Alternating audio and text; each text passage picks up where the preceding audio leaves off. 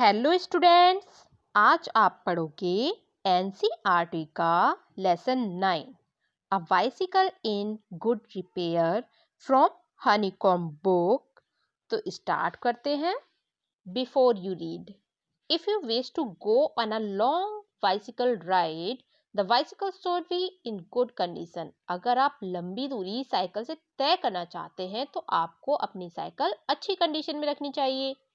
If possible, an expert mechanic should overhaul it. अगर संभव हो तो किसी अच्छे कारीगर से उसे ठीक करा लेना चाहिए। But what happen if the machine has a bill? यदि क्या होगा जब उस मशीन की भी अपनी इच्छा हो of its own and the mechanic knows next to nothing, और जो मैकेनिक है, जो कारीगर है, वो उसके बारे में कुछ भी नहीं जानता हो। तो अब स्टार्ट करते हैं। अ bicycle in a good repair part 1। A man I knew proposed one evening we should go for a long bicycle ride together on the following day and I agreed। मेरे से जो परिचित थे, उन्होंने मेरे से एक शाम को अपना एक प्रपोजल रखा कि अगले दिन हम साथ साथ साइकिल से लंबी यात्रा करें, और मैं एग्री हो गया। I got up early for me. I made an effort and was pleased with myself। मैं सुबह जल्दी उठ गया और मुझे प्रयास करना था, क्योंकि मैं कोशिश कर रहा था, एफर्ट कर रहा था, तो मैंने एफर्ट भी किया और मुझे अपनी जो मेरी सक्सेस थी उस पर थोड़ा सा प्लीज्ड भी हुआ मैं, मतलब खुशी हुई मुझे। He came half an hour late. I was waiting for him in the garden. मेरा जो दोस्त था वो आधा घंटे लेट आया और मैं बगीचे में ही उसका इंतजार कर रहा था। It was a lovely day. ये दिन बहुत ही ज्यादा अच्छा था। He said that's a good looking machine of your, how does it run.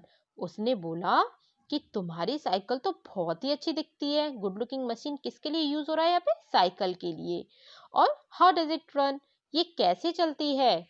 O like most of them, जैसे दूसरी साइकिल्स चलती हैं उन्हीं की तरह। आई आंसर्ड, मैंने उत्तर दिया। easily enough in the morning goes a little stiffly after lunch। और फिर मैंने ये भी बताया कि मतलब ज्यादातर मतलब ठीक चलती है, लेकिन थोड़ी सी हल्की चलती है सुबह के टाइम में, लेकिन जब लंच होता है ना तो उसके बाद वो भारी चलने लगती है, अजीब टाइप चलती है। He caught hold of it by the front wheel and the fork and shook it violently। अब जो मेरा दोस्त था उसने साइकिल को अगले पहिए से एकदम से, जो फॉर्क होता है ना, फॉर्क मीन्स होता है एक चिमटा टाइप, जैसे प्लास बोलते हैं, उससे उसने पकड़ा और उसे जोर से हिला दिया। shook it violently मीन्स जोर से उसको हिला दिया। I said don't do that, you will hurt it। मैं बोला ये मत करो, तुम इसको नुकसान पहुंचा दोगे। I did not see why he should shake it। मेरी समझ में नहीं आ रहा था कि वो ये क्यों कर रहा है, क्यों उसको हिला रहा है। It had not done anything to him। Besides, if it wanted shaking। अब जो मेरी साइकिल थी, मेरी साइकिल ने तो उसको कोई चोट ही नहीं पहुंचाई थी, तो साइकिल को हिलाने का मतलब क्या था? उसको हिलाने की जरूरत ही क्या थी? उसकी बजाय तो वो मुझे हिला सकता था, मैं वो व्यक्ति था। I felt much as I should had he started backing my dog. और मुझे वैसा ही महसूस हुआ जैसा कि अगर कोई मेरे कुत्ते को पीटने पर, मतलब मेरे कुत्ते को अगर कोई पीटता तब मुझे लगता, इस तरह से ही मुझे महसूस हुआ जब उसने मेरी साइकिल को हिलाया। वेकिंग मीन्स होती है बीटिंग या स्ट्राइकिंग, पीटना। He said this front wheel vowels. वो बोला कि इसका तो जो पहला पहिया है, आगे का जो पहिया है, फ्रंट व्हील है, वो वोवल्स है, हिलता है। I said it doesn't if you don't vowel it. फिर मैंने कहा अगर तुम इसे हिलाओगे नहीं तो ये नहीं हिलेगा। इट डिडंट वोबल, ये नहीं हिल पाएगा, नहीं हिलता। As a matter of fact nothing worth calling a wobble. और ये हिल भी नहीं रहा था, कम से कम उसे हिलना नहीं कहा जा सकता जो तुम कर रहे हो, क्योंकि तुमने खुद हिलाया है उसको। He said, "This is dangerous. Have you got a hammer?" फिर वो बोला कि ये तो बहुत ज्यादा खतरनाक है, क्या तुम्हारे पास हैमर है, हथौड़ी है? I ought to have been firm, but I thought that perhaps he really did know something about the business. और फिर क्या हुआ कि मुझे एकदम से अपनी थोड़ी सी शक्ति दिखानी पड़ी, फर्म हो गया, मैं दृढ़ता दिखानी पड़ी थी, दिखानी चाहिए थी।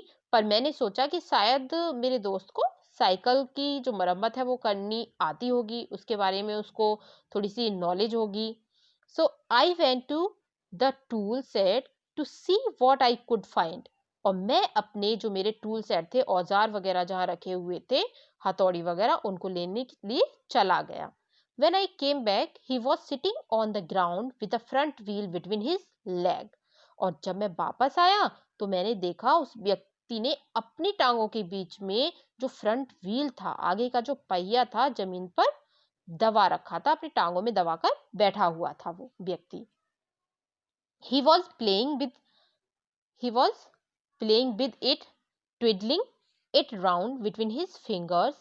The remnant of the machine was lying on the gravel path beside him. वो पहिए के साथ मतलब खेल सा रहा था, थोड़ा फिंगर्स से अपनी उंगलियों को घुमा घुमा कर उसके साथ खेल रहा था। और साइकिल का जो बचा हुआ हिस्सा था, रिमनेंट पार्ट जो था मशीन का, was lying on the gravel path, वो पथरीले रास्ते पर ऐसे ही पड़ा हुआ था। He said, "It looks to me as if the bearings were all wrong." वो बोला, ऐसा लगता है कि इसकी तो जो बियरिंग है ना वो भी खराब हो गई है। I said, "Don't you trouble about it anymore." फिर मैं बोला, उसकी तुम चिंता मत करो, तुम्हें चिंता करने की कोई जरूरत नहीं है इसके बारे में।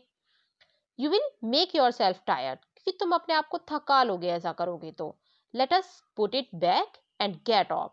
पहिया फिट करो और हम यहाँ से चलते हैं। So he said, "We may as well see what is the matter with it. Now it is out." अब जो उनका दोस्त था वो फिर से वो बोला कि आओ हम देख ही लें कि इसमें क्या खराबी हो गई है। Now it is out, जब हमने इसे बाहर निकाल ही लिया है तो। He talked as though it had dropped out by accident. वो इस अंदाज में बोल रहा था उसका दोस्त, मानो कि बियरिंग जो थी वो अपने आप से बाहर आ गई हूँ बाय एक्सीडेंट। लेकिन ऐसा तो पॉसिबल नहीं था, वो तो उसके फ्रेंड ने निकाली थी।